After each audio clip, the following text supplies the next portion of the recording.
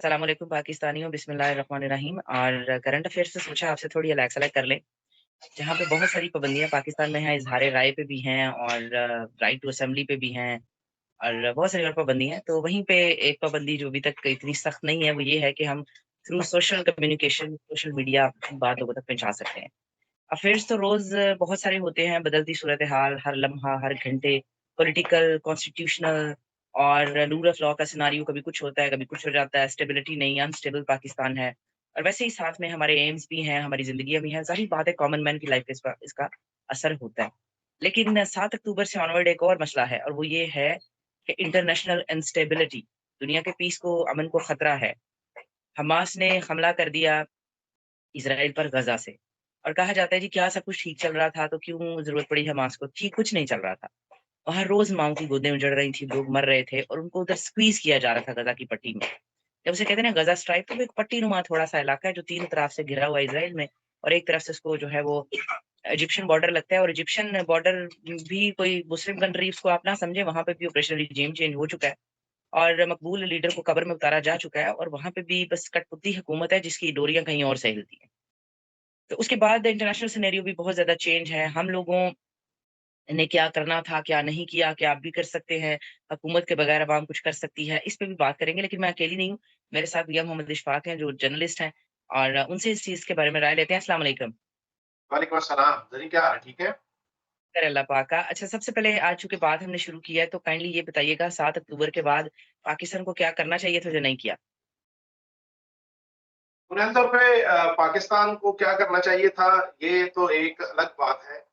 लेकिन मजमूई तौर पे अगर हम ये कहें कि जो इस्लामी दुनिया है, उसको क्या करना चाहिए था, क्या उसने वो किया है? अब देखें 55 से ज़ायद इस्लामी ममालिक हैं और इनमें 22 अरब ममालिक हैं, जो इसराइल के और फ़लस्तीन के कुर्ब-ओ-जवार में बसते हैं।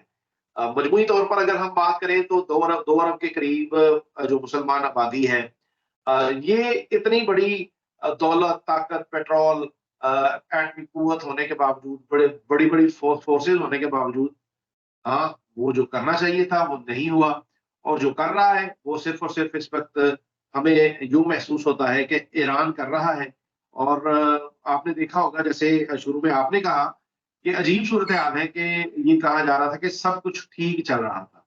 सब कुछ ठीक जैसे आपने कहा नहीं था चल रहा, सब कुछ ठीक चल रहा होता तो ये जो हमास है इसका वजूद क्यों होता?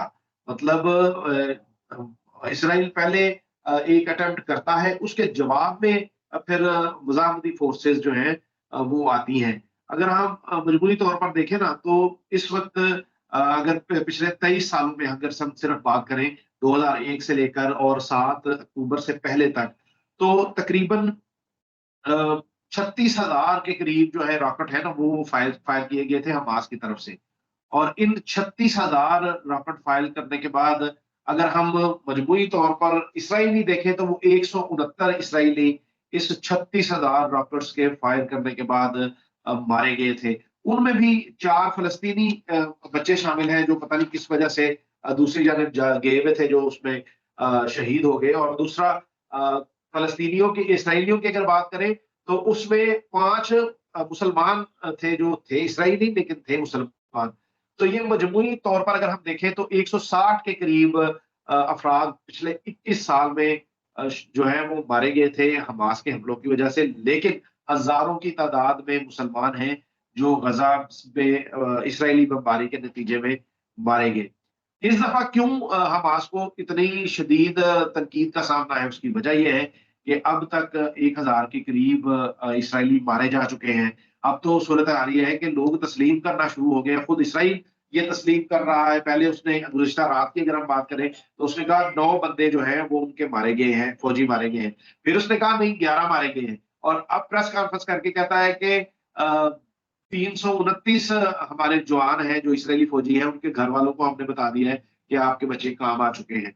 ज़मीनी हमला जिसका बड़ा डराव दिया जा रहा था, वो किया है।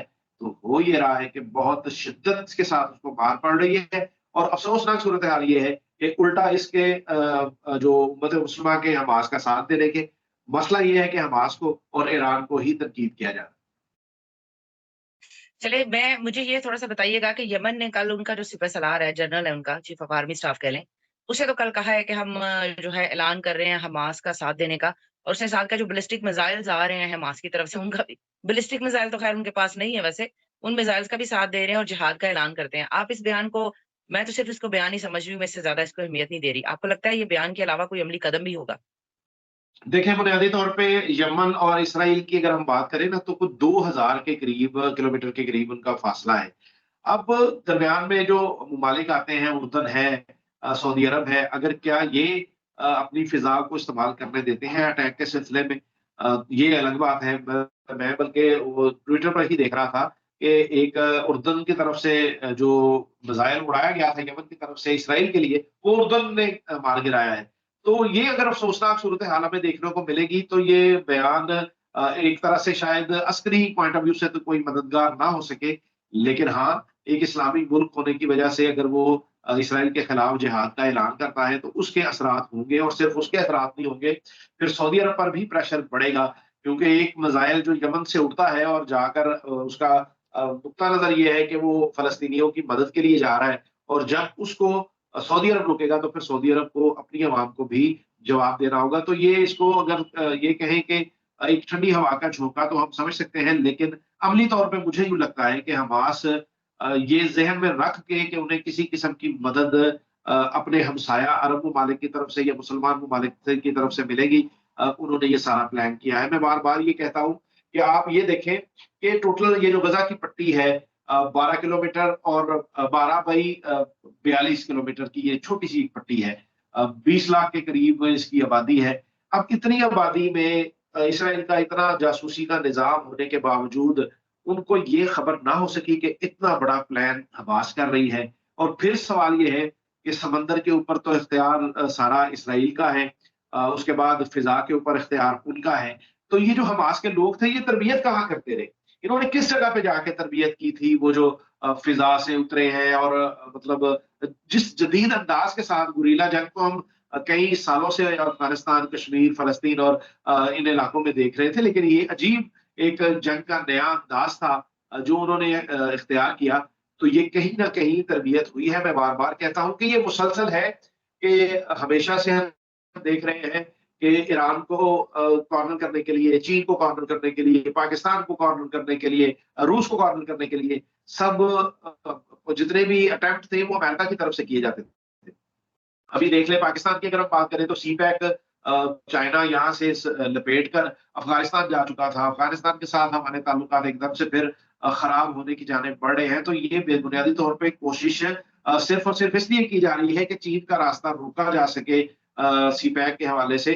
तो क्या चीन खामोश बैठा है? क्या रूस खामोश बैठा है? अगर आप सिर्फ चीन के सदर का जो बयान है जिसमें उन्होंने ये कहा था कि अगर अटैक किया गया ईरान पर, तो हम समझेंगे कि ये हम पर अटैक किया गया है।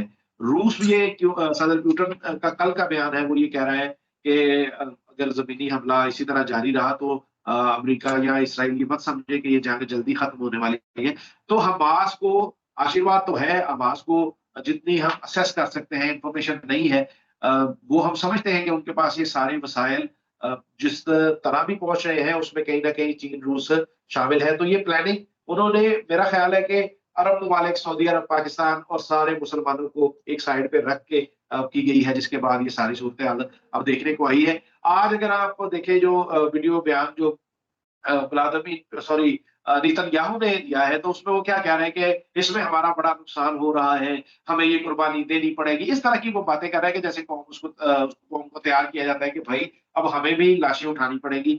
तो ये वो सबब है जिस पर मुझे ये लगता है कि ये जंग तवील होगी, और तवील होने के साथ-साथ इस जंग में इस दफ़ा इसराइलियों का नुकसान होगा। उनकी ये खामख़याली है कि वो शायद इसमें अटैक करेंगे ज़मीनी और वो कामयाब हो जाएँगे, ज़मीन पर वो उतरें, उनको गली-गली, नगर-नगर जो है वो मुज़ाहमत का सामना करना पड़ेगा, और सहरा के अंदर उनकी जो सुरंगें हैं, वो पहले तो हम सुनते थे बारूदी सुरंगें हैं, अब वो नीचे जो टनल है, वो टनल तो इनके लिए मौत का कुआँ साबित हो रही है, तो मुश्किल हालात हैं। हाँ, ये ज़रूर है कि बहुत से मुसलमानों का नुकसान हो रहा है। अब देखना ये होगा कि जनरल सीसी इसमें क्या किरदार अदा करते हैं। क्या जनरल सीसी जिस तरह सुनने में ये आ रहा है कि IMF के कर्जों की माफी के हवाले से और अमेरिकन सदर ने भी जो रेफ्यूजीज होंगे गजा के की पट्टी के, उनको मिस्र में जगह देने के लिए जो है वो इमदाद जो है वो तलब कर ली है उसने अपनी जो है वो सेनेट से। तो ये सारी जो चीजें हैं ये इस तरफ इशारा कर रही कि जंग तवील होगी। अब ये तवील जंग इसराइल के लिए कितनी शदीद होगी, ये आने वाले दिनों में जी, इंशाल्लाह हम देखते रहेंगे। अभी आखिरी इत्तलात के हिसाब से जो मुआहिदा है इज़राइल, हमास और मिस्र का मुआहिदा हो गया है, और जो मिस्र है ना, वो अपनी सरहद खोल रहा है, ख़ास तौर पे इमरजेंसी जिन मरीज़ों को है जो बहुत ज़ख्मी है उनके लिए, और जो गैर मुल्की फ़लस्तीनी वहाँ पे हैं उनके इनख़ला के लिए, और ज़रूरी सामान की रसद के लिए। ये मुआहिदा हो गया है तीनों फ़रीक़ैन का। जी, जी, बिल्कुल, मैं इसी मुआहदे की ही बात कर रहा था कि जनरल सीसी, ये तो है मंज़र। मंज़र ये है कि मरीज़ों के लिए, बच्चों के लिए ये रास्ते खोले जाएँगे, लेकिन इसराइल और अमेरिका का क्या प्लान है? वो तो ये चाहते हैं कि ये सारे 20 लाख के 20 लाख अफ़राद जो हैं ये चले जाएँ गज़ा की पट्टी से, और उन्हें आसानी हो सके कि वो आम गलियों में, चौराहों में फिरें और उस इलाके को, पट्टी को जो है वो कब्ज़ा कर लें। अमेरिकन्स असल में चाहते ये हैं कि इस खित्ते में सिर्फ और सिर्फ एक ही रियासत पीछे बचे, और ये सारे 20 लाख जो फ़लस्तीनी हैं रेफ्यूजीज़ की शक्ल में मिस्र या दीगर ममालिक में चले जाएँ। तो मैं यही अर्ज़ कर रहा हूँ कि अब एक आम आदमी जो फ़लस्तीन का रिहायशी है, वो कितनी देर बमबारी बर्दाश्त कर सकता है? हमास के जो जंगजू हैं, वो तो लड़ने के लिए तैयार हैं, मरने के लिए तैयार हैं। उन्होंने टनल में अपने लिए कुछ छुपने के लिए, बैठने के लिए, सब कुछ अपना बारूद तैयार करने के लिए, लड़ने के लिए एक महाज़ बना लिया हुआ है। तो मैं अर्ज़ ये करना चाह रहा हूँ कि क्या ये जो मासूम बच्चों और ज़ख्मियों और दीगर लोगों की मदद के नाम पर मिस्र की जो सरहद खोली जा रही है, क्या ये इसका मकसद सिर्फ़ इतना ही है कि हमदर्दी के तौर पे ये लोग चले जाएँ? क्योंकि आप ज़रा गौर करें कि बार-बार मिस्र में फ़लस्तीन में इसराइल की तरफ से हॉस्पिटल्स को क्यों निशाना बनाया जा रहा है?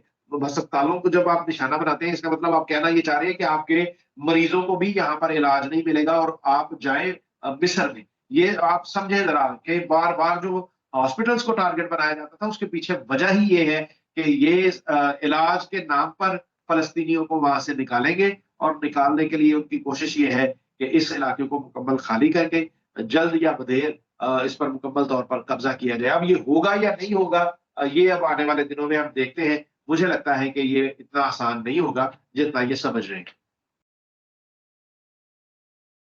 जी, बिल्कुल, आज का मेरे ख़्याल से बात अभी तक की हालिया बात फ़लस्तीन पे यहीं ख़त्म करते हैं, इसके और पहलू निकलेंगे, आगे बात चलेगी, लेकिन एक बात तो तय है कि जैसे नबी सल्लल्लाहु अलैहि वसल्लम ने फ़रमाया था कि यहूद फैल जाएँगे और ये मदीना के दरवाज़े तक पहुँचेंगे, मदीना पाक में तो दाखिल नहीं हो सकते, लेकिन बहरहाल ग्रेटर इसराइल तो बनेगा।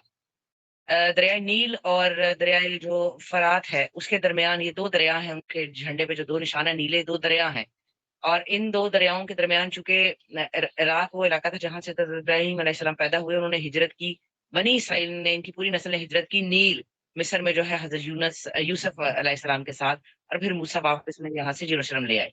यहाँ तक ये ग्रेटर इसराइल बनाना चाहते हैं, एक दफ़ा बन जाएगा, लेकिन बहरहाल आखिरी फ़तह तो चूँकि मुसलमानों की है, लेकिन अच्छा। मुसलमानों पे जिहाद भी फ़र्ज़ है, जो इस वक़्त का हर बच्चा पुकार रहा है, समेत उस मुल्क है जिसके पास एटमी हथियार हैं, बैलिस्टिक मिसाइल्स हैं, जिनकी रेंज भी 4-4 हज़ार किलोमीटर तक है, उस मुल्क को भी थोड़ा ख़्याल करना चाहिए, और हम उन्हें ख़्याल करने की और शर्म दिलाने की कोशिश कर सकते हैं। दोबारा आपसे बात होगी। अल्लाह हाफ़िज़।